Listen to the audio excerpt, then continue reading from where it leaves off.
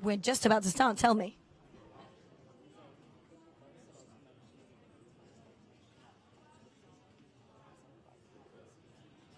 Oh yeah, obviously.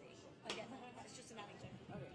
It's so great to be here on this panel, really waking up European film, looking at how audiences can care more. We've got an amazing set of panelists here today, but I am going to start by introducing myself as the moderator. I'm Danielle.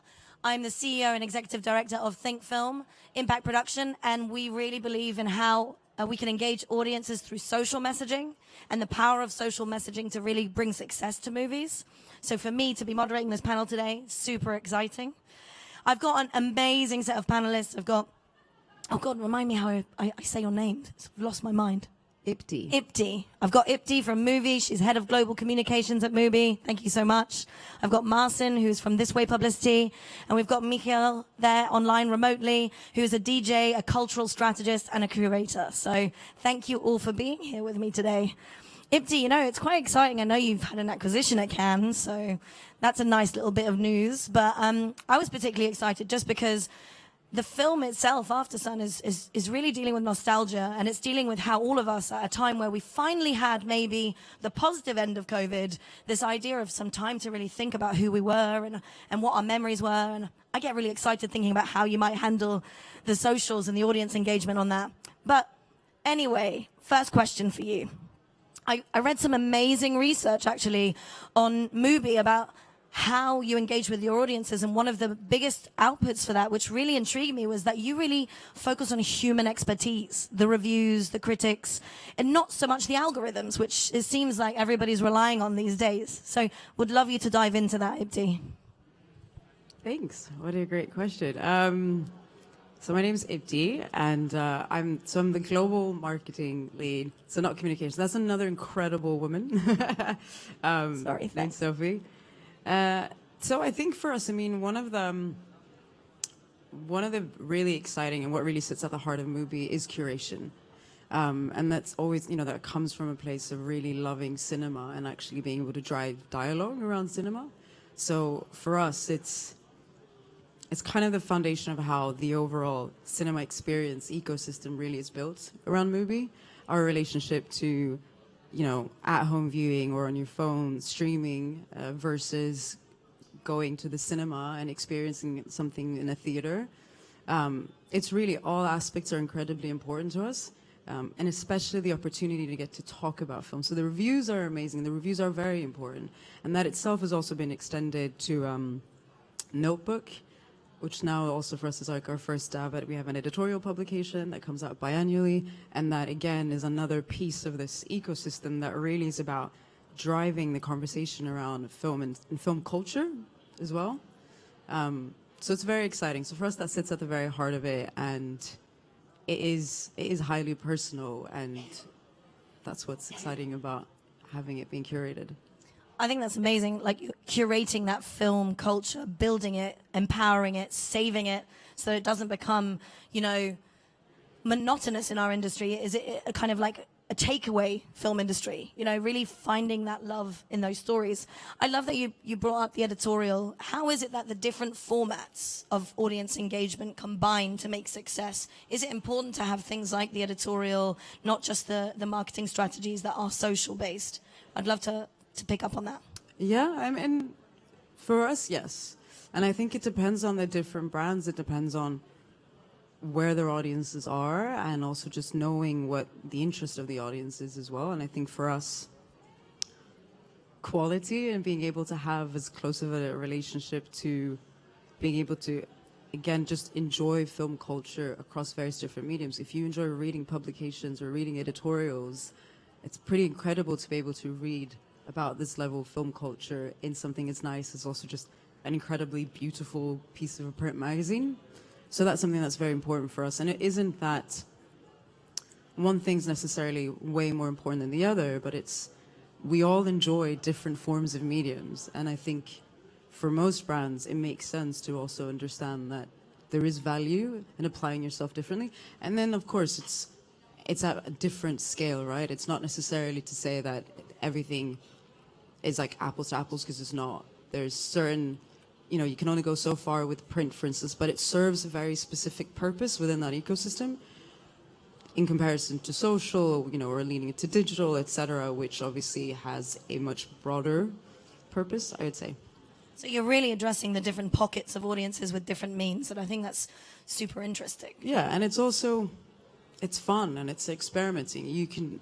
For us, it's just really exciting to try different ways of continuing to bring film culture to the film world. It could be something that editorial, that magazine might be more relevant or interesting for a specific audience, or it is a lot more broad than you'd think, but it's really great, and it's very important for us to keep trying these things. Yeah.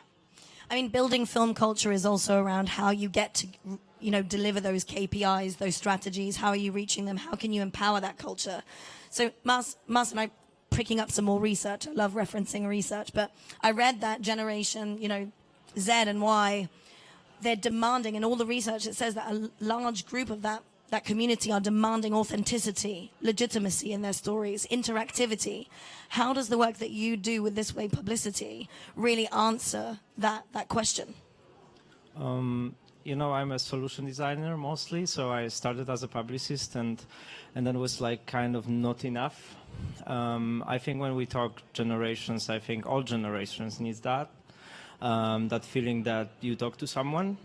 And I think what I would follow up what impACT said here, because I think that when we talk audience growth or communications, somehow I find it important, this quality and curation side, and also to translate it to the processes, because a lot of people I know, and I probably don't know, it seems like sometimes industry misses the point to be self-concerned a lot.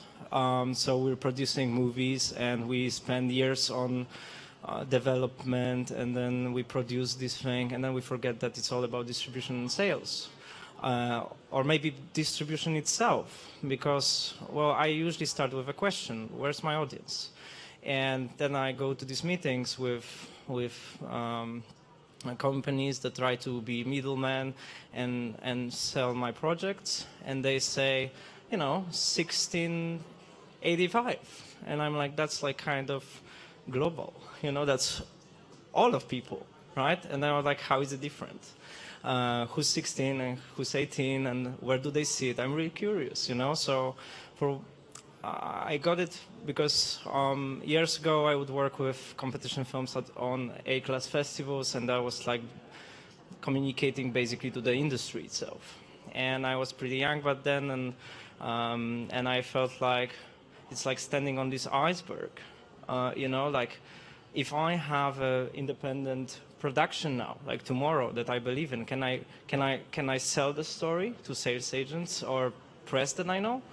And then the answer was obviously not, because they would be like, once you start working again with famous director, please come back. And then Loving Vincent came, and it wasn't easy. And with Loving Vincent, what happened was that I understood that I don't have one audience. I don't have this persona, you know, that is certain age, sitting somewhere, drinking Nespresso or whatever. That I have like 100 personas, and that's exactly what I recreated.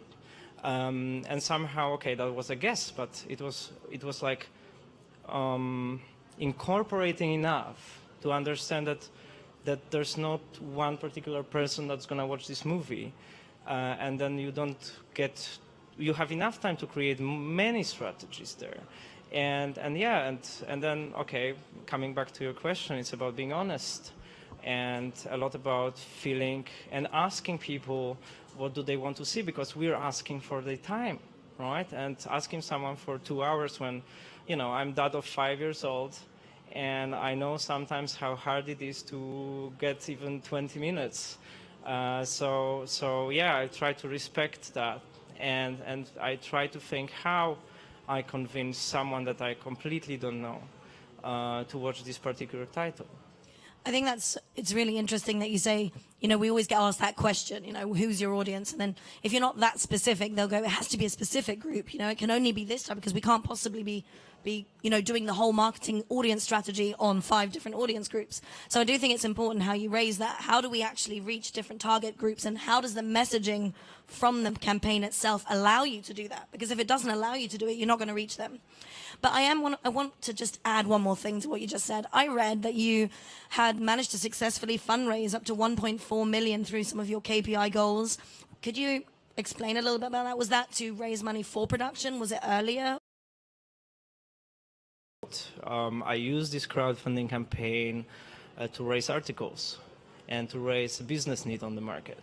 Because if you think about this, crowdfunding engage people in a very certain way. Like instead of going for a dinner with my family, I have to actually believe in that project.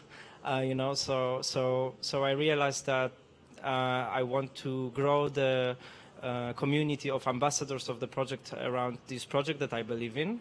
That was going to happen in a few years from now. And how do I do it? How do I keep up the interest for that long, you know, because and there you have like limited amount of materials happening there, right? So I was like, okay, crowdfunding was the way to make it exciting, but I decided to make it more about communication. So somehow people ask me, why wouldn't you raise more money? You know, which was possible for some projects. And I said, because with money you have responsibilities, right? And I've already have like 10 million people traffic on the project page that would result with raising for one project, for example, over 5,000 articles in different territories. So I would package that into our industry processes and support the distribution deals. So it wasn't really for the sole purpose of fundraising, because I believe really that you can raise a lot of money through private investment easier. Michael, I'd love to bring you into the discussion right now. I think the way I'm going to open it is really shock this audience with what I was most shocked with when I read about your work, which is getting a webcam into some underground music kind of venues and having about 280 million people watching those kind of music festival party events. Is that right? How is it? It's a very short. Yeah, hi everyone. And I'm so sorry that I couldn't be with you today, but I'm about to kick off a 8-day-long festival here in Berlin, which will take all of my energy. And as I'm approach the 40s, all the energy that I have is really, really necessary and needs to be well preserved. This is a very short version of what we've done, but ultimately, yes, what we've back then, as part of a bigger group of music activists, identified was that communities that we were part of, and after all, you know, we will, I think, talk a little bit about the needs of communities. So the communities that we were embedded in, that we were part of, that we were participating in, which were, compared to what you are talking about, like on a microscopic scale. We're not talking about addressing the needs of hundreds of millions of audiences. We're talking about the needs of a few 10,000 very passionate underground music kind of nerds, or the people and identities embedded within. But nonetheless, it was something where there was no representation in media for what we perceived as incredibly important culture. So because there was no infrastructure that would, you know, make space or hold space for these communities, we kind of hacked together our own infrastructure. And then because we had this empathetic knowledge of how to engage with these communities and also building that with the communities, for the communities, that's how we managed then to grow it to such a scale, because we were, and which is much, much easier, I think, in when you do event-based stuff or music or culture-based work, you can really engage much quicker on a smaller and more, you know, like precise, you would probably call it a target group, but for us it is, you know, like a little community in a city that has a particular sound. How do you make space for them?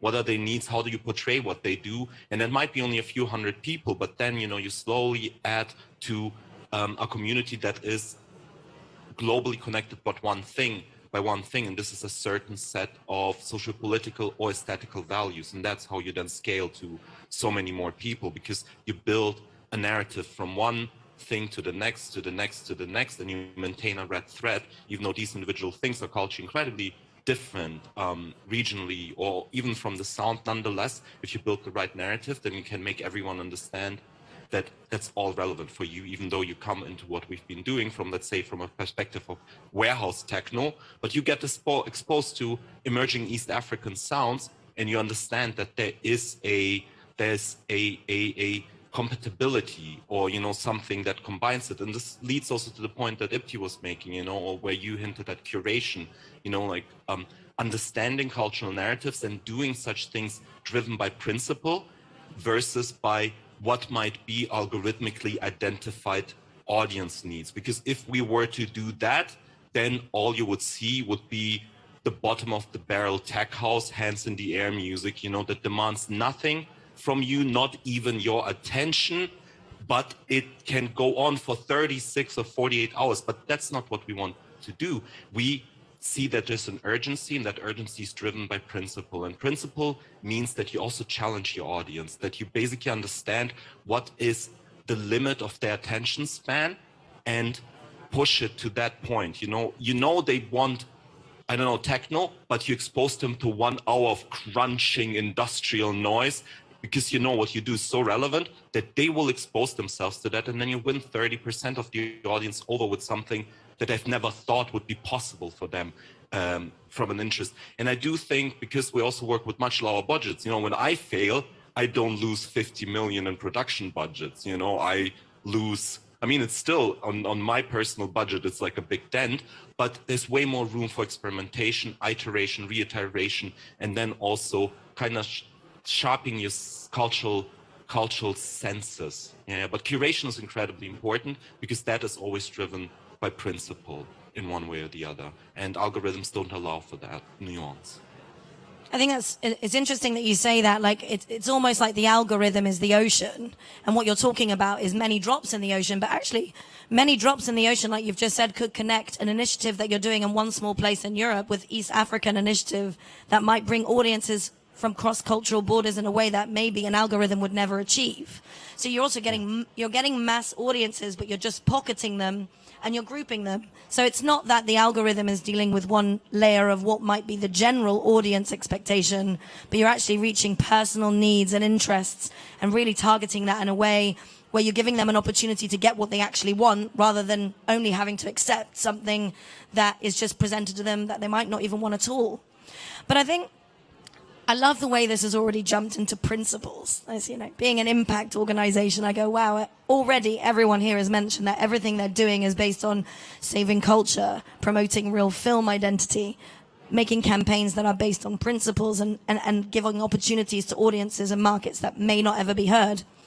I'd love you to maybe talk about maybe one of your most successful cases around your marketing strategies with audience, or something maybe that nobody has heard before that would be quite interesting around one of the projects you worked on. impACT?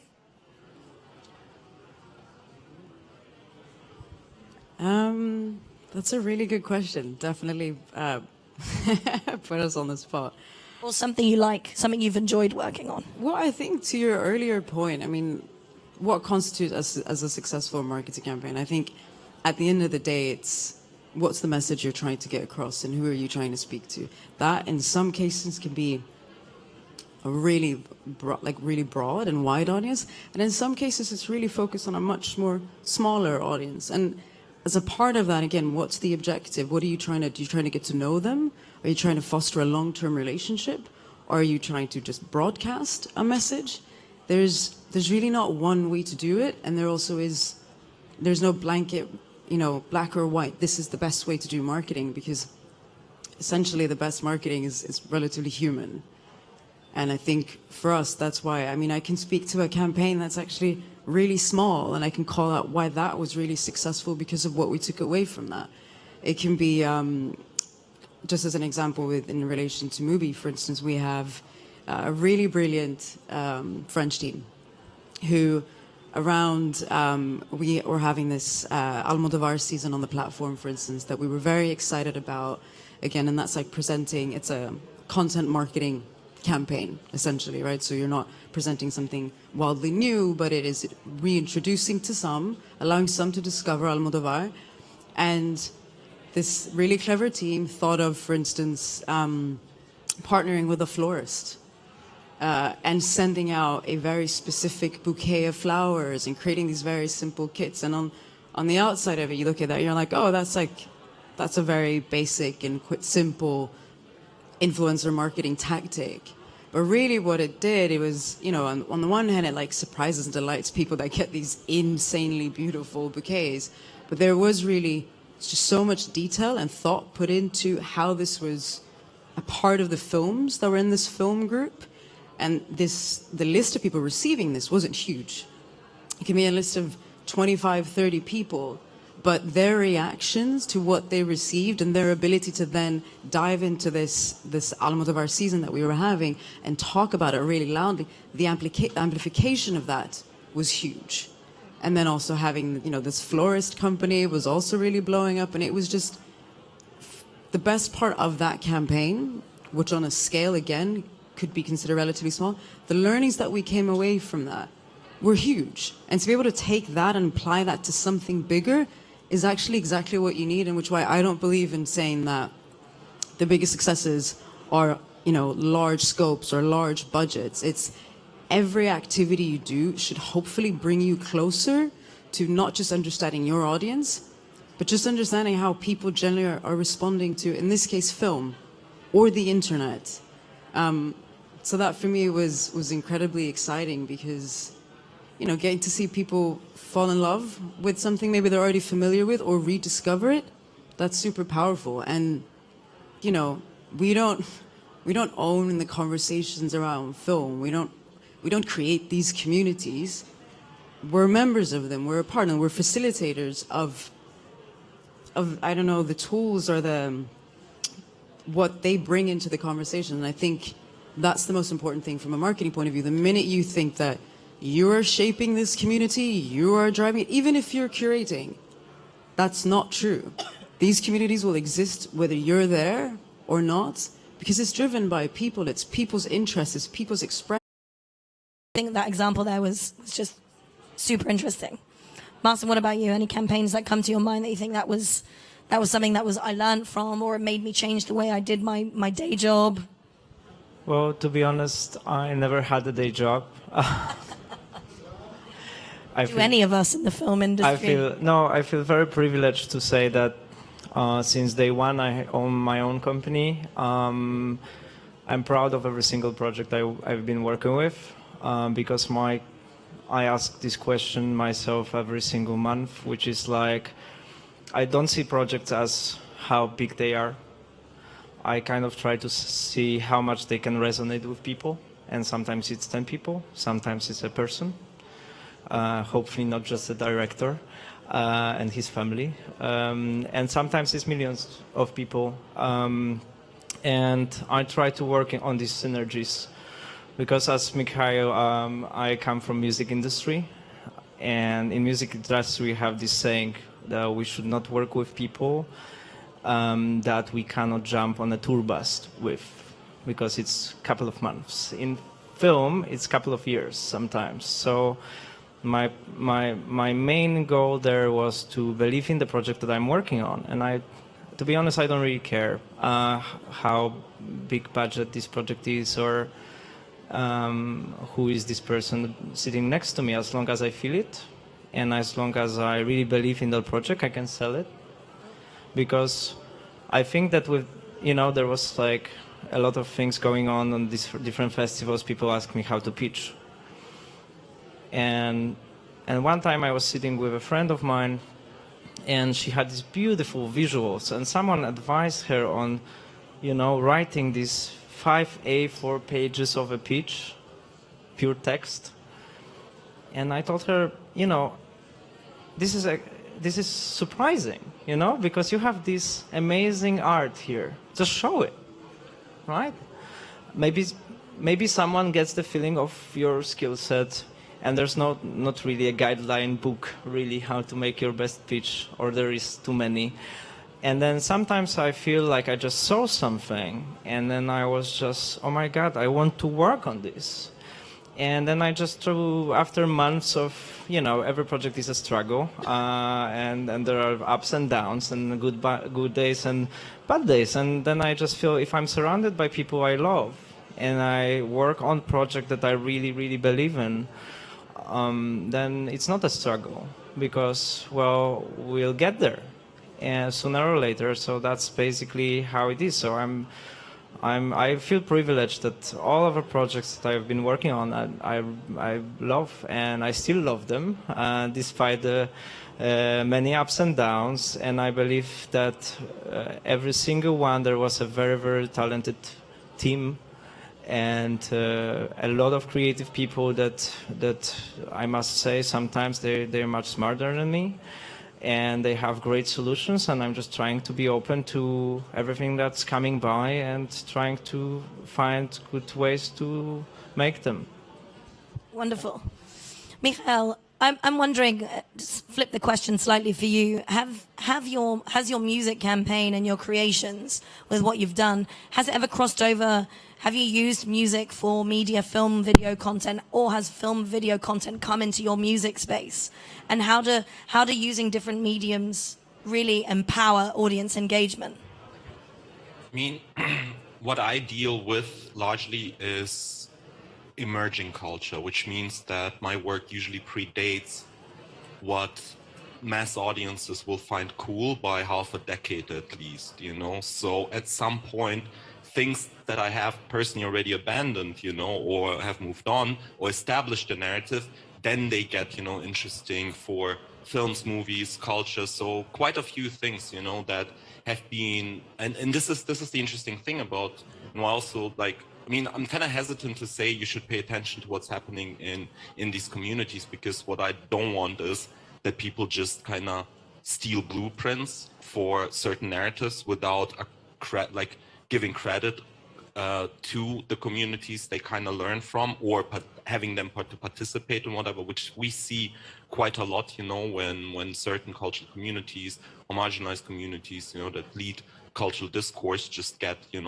profited off, but never get participation in the project. But nonetheless, one of the reasons why it's so quite interesting to pay attention to these spaces is because they are utopian playgrounds, the experimentation of what's possible in terms of aesthetic, of social configurations, of styles, of certain possibilities, and that way, if you pay attention to what's emerging within, you will know, and especially because you often deal with young people and very progressive young people, years in ahead, what is going to be a certain aesthetic, a certain style, a certain interest, in culture that will then slowly, go into mainstream. Let's say, one example is, like dubstep.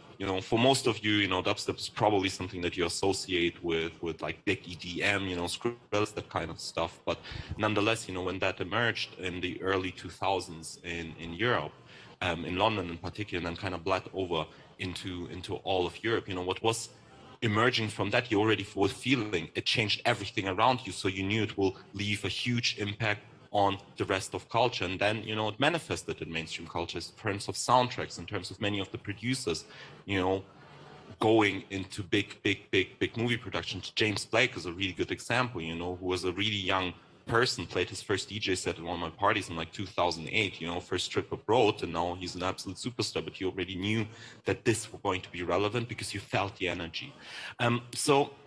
Of course, having been a media platform, these things kind of cross over, and we've had plenty of mainstream culture mentions. There was like a big #1 rap hit here in Germany that was rapping about the fact that the rapper, had a guest list to one of our parties, and they would like take Molly on the dance floor, which is something that's not happening that often at our parties, but nonetheless, that's how it slowly pops up everywhere. Yeah.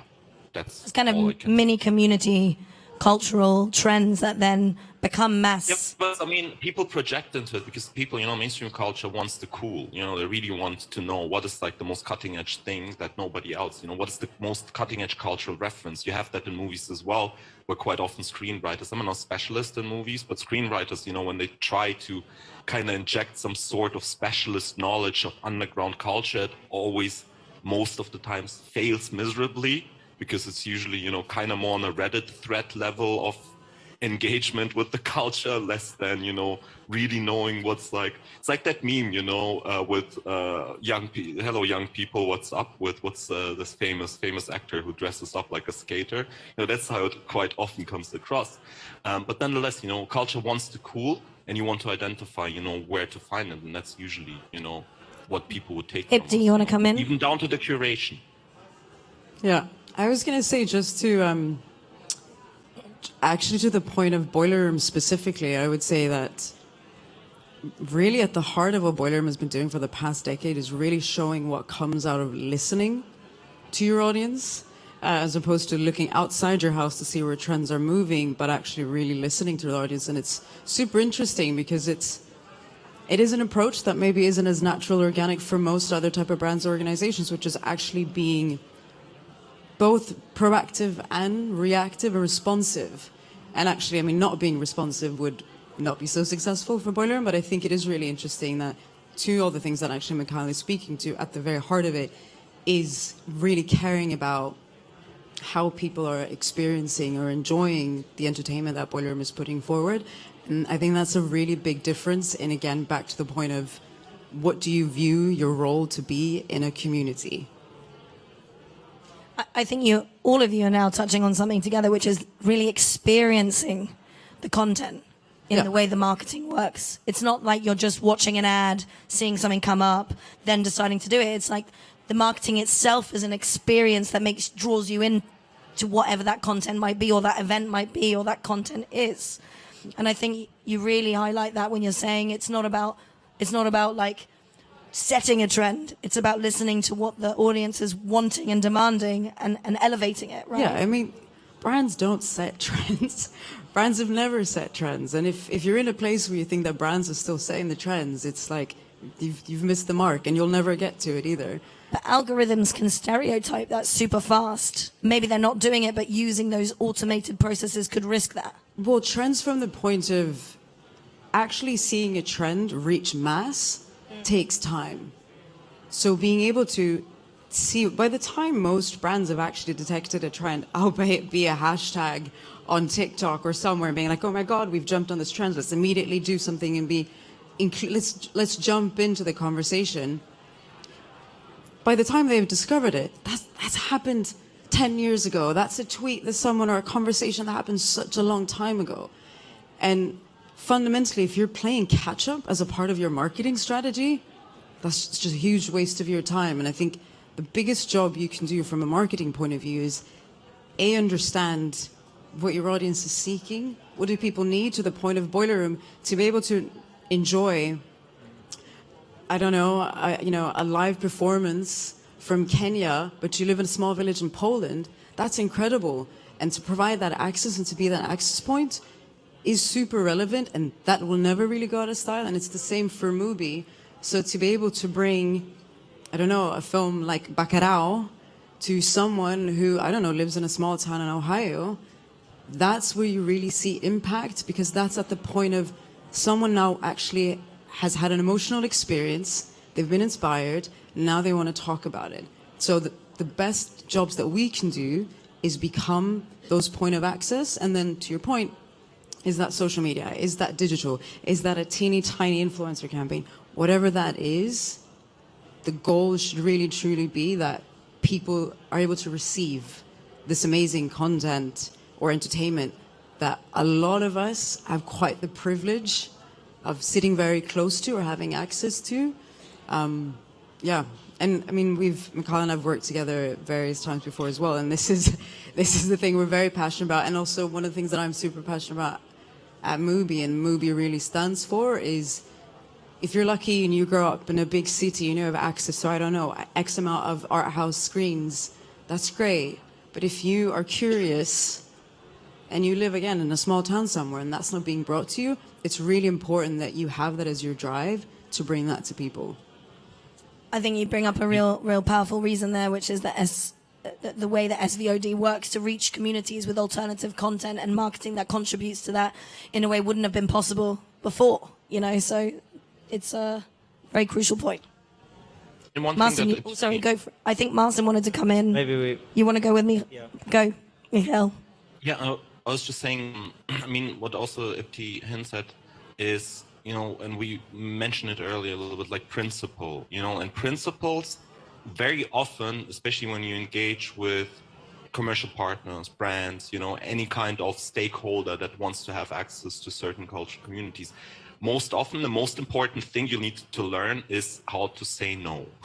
Just because ultimately, this is, you know, what we've been very good at, you know, like to make certain decisions, even if they were the most hardest one, with, you know, that you will have to work 3 times as hard to produce something or to communicate something or to convince people that it's relevant, but you knew that that was the culturally most relevant story to tell, because this is exactly what, you know, you knew the communities would want, you know, because when it comes, especially in music, when you tell the stories of really small cultures that usually engage in things not because it's financially viable for them, but because this is like essential for survival to express themselves, you know, you need to listen to this and just put up boundaries for yourself, for stakeholders that want to access that, and then also do things out of principle, not because they're financially successful. Because when you do it financially successful, always what you will do is the most commodified version of whatever's possible, and that's usually the most boring. Yeah, there might be the financially most successful thing,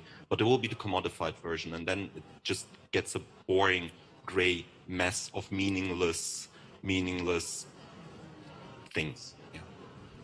I think you bring up something really important, which is this idea of the commercial industry and how they're tokenizing marketing and how basically it's just a commodity that they're trying to build for their own success internally. But you brought that up as well, which is marketing isn't for your own belief and cultural dimensions. It's for the audience that you're building it for. So I think the stakeholders and the role of stakeholders are crucial there. Marcin. Yeah, I wanted to add to that. Actually, tokenizing is a nice word because we live in the world of NFTs now and metaverse, right? And it's somehow I wanted to add something on the side of film history, because a lot of people come to me and there was a social media trend, and now there's NFTs and there's metaverse and all. And we built this industry for at least 100 years, right? And I wasn't part of this building before '89. And I really started in the very traditional way of doing things. I was a publicist working for A-class festivals. And I had this incredible mentor, Richard Lormand, who used to be a celebrity star himself, a wonderful person. And he taught me how to see the industry through film history processes. So he said, listen, everything that you see here comes from somewhere, you know, comes from a collective decision that everything we do today is not because we just thought of this yesterday. There was someone else and someone else and someone else that thought of this 20, 50, 100 years ago. And as a collective, we made decisions that this works. So that makes it our industry today.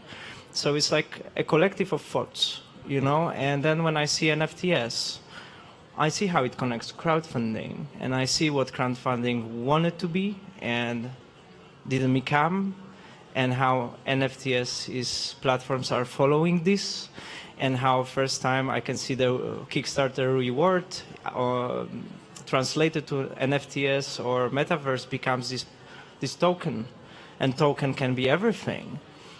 And then, but you know, to somehow add to what you're saying, I find many people saying, "Oh, I just invented this. I just invented this, and this works." While, in fact, you know, just studying and researching what happens before and trying to translate it, there's so many solutions out there that we don't even get to use that worked before and were there in the 20s, you know, and somehow I feel like a lot of my work comes comes down to understanding how it was at the beginning of the cinema, what kind of processes they were using, and then being surprised how much they're alive today and how much you can actually start seeing them around. Okay, in a modified version because we're not living in the 20s, but somehow to understand how this puzzle we have today, how is it built and what is it made from? Also sometimes comes down to a very simple understanding like what was there before and how really smart people were trying to build it despite different obstacles that they had, and obviously there were different times, so somehow something was unavailable back then and now it's available now because we live in a different time, you know? I think that's really interesting. I mean, I pick up on obviously on the NFTs and the metaverse, and I probably add a bit of gaming because, you know, a lot of what we've experienced recently, even with our own campaigns, I think film with movies and content and even music, often we're using music to drive film content further.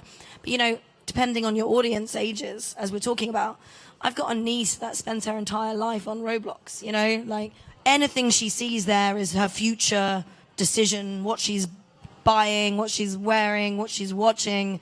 So I think also to recognize what happened before, but realize what does that mean for audience engagement? Is there an ethical risk there to be constantly placing content there, driving? If you've got more money, are you going to put more marketing into certain content that they only watch certain pieces? So I think talking about the future, how does that work in your respective sectors? I don't know. Is NFTs or games, are these things that Mubi discusses as marketing tools? Yeah, I mean, I think it's incredibly important to discuss these things because they relate to people. And again, I think there's always going to be, obviously, depending on the size of the brand or the size of the organization or what their product is or what their principles are, etc. It's obviously way more complex than like yes or no, or we're going to go left or right, or we're going to explore everything, you know, that's been mentioned in like The Verge magazine in the past couple of weeks. But I think it's very important to always start from the point of learning what people have decided to spend their time doing.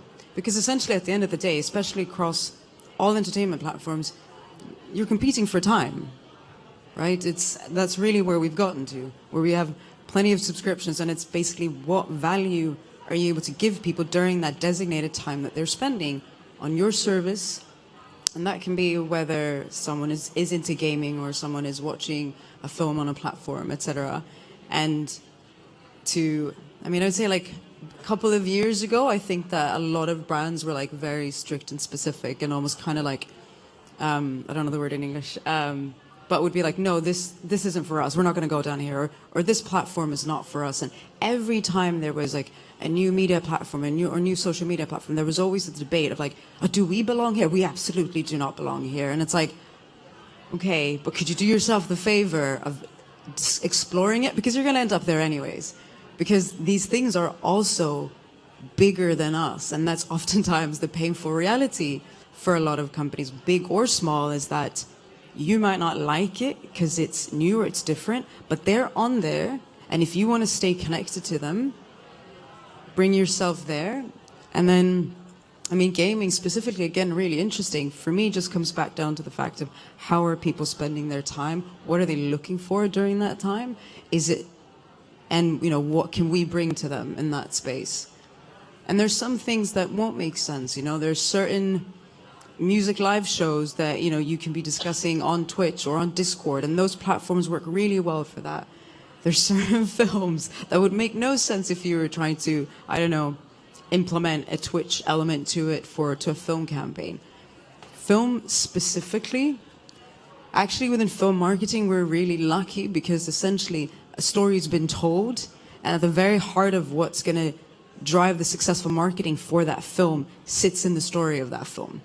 Compared to if, I don't know, you're selling a paper cup, which is, you know, going to request a very different type of imagination to connect to people. And so within film marketing, I think if you start from the point of what is there in this film that is really important for us to bring to people, how you do it is going to come quite naturally. But you're not going to know the how you do it until you've actually played around quite open-mindedly, I guess, in most new territories. I think you bring up something that can be easily forgotten, strangely, which is in film, especially, but also in music, in the language, in the words, and in the mood that is driven in the content. It's driven by the artist, and if the artist can move you, whatever movement that is, from frustration to love to sadness, if that is successful in itself, well, then the marketing is almost it's an easy job, an easier job. It's a very privileged role to be in. It's a very precious role as well, because here's an artist that has spent a considerable amount of time, same thing in music, and is like trusting you to convey this story to a wide audience. And it's incredibly exciting. And I also think you kind of owe it to the artist as well, that you're truly also exploring and making sure that you understand what the best space for their film to come alive is. That might be a hot air balloon flying over Cannes or fighter jets. Or it might be something, again, like really small and intimate. But I don't know, I don't personally believe in being, I think being very open is very important. And I would say the same for people who enjoy having, being on streaming platforms that are algorithm based. That's a fact. Some people enjoy the experience of actually, I mean, nobody loves the death scroll, but some people do enjoy that things are being served to them. They now feel like maybe they have a taste, and that's a part of an intelligent taste cluster that's been designed, and now they're being serviced. In the same way that people really want to be able to take discovery in their own hands and have a curated experience. I think the more we understand that all these things are a part of a person's entertainment ecosystem. I couldn't agree more. As long as the choice is there, is what I would say. As long as it doesn't become one size fits all. And yeah, I mean, I think in a place I think we all brought up timing, you know, time. And if people don't have time, that curated process helps. If you've only got 20 minutes a day to look at something, you might just want that help, you know? I also think that it's always really important, again, to come back to the point of like privilege, to be able to actually feel comfortable going into discovery.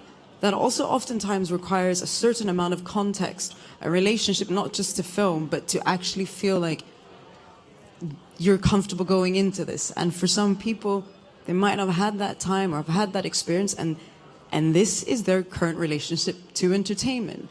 That doesn't mean that their relationship to it or their way of experiencing it is bad. So I don't know, I always try to be very mindful of how we all come to enjoy the things that we do. I think it's important to consider both. Well, to bring to a close, one final quick piece of advice from every one of you, like quick fire answer. I did have a question, but I've changed it now, and I think it's much simpler.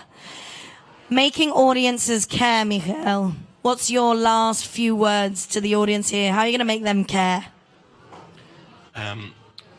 That you have to prove why you earned a seat at their table. To each other. So we're at the table, out. we're talking. So, impty, what's the last bit of our advice today? How are we going to make audiences care?